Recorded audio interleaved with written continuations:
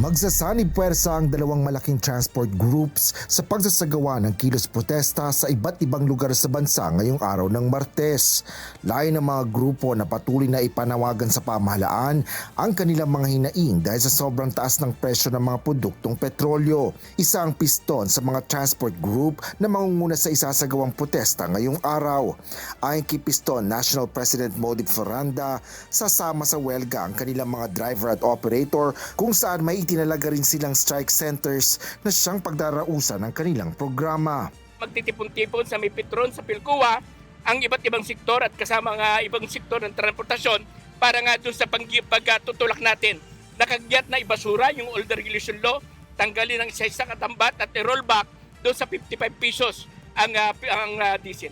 Binigyan din ng Piston na magtutuloy-tuloy ang isasagawa nilang protesta ng bayan hanggang sa Labor Day sa darating na Mayo 1.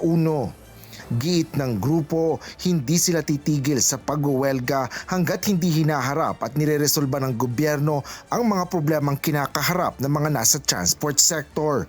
Inihayag naman ng Manibela na makikilahok sila sa kilos protesta ng Piston sa Philcoa. Sinabi ni Manibela Chairman Marvel Buena na sa loob ng Metro Manila lang nila planong magsagawa ng kanilang mga aktibidad. Bagaman marami na rin aniyang tumigil sa pamamasada sa ibang rehiyon dahil sa kawalan ng kita bunsod ng sobrang taas ng presyo ng langis.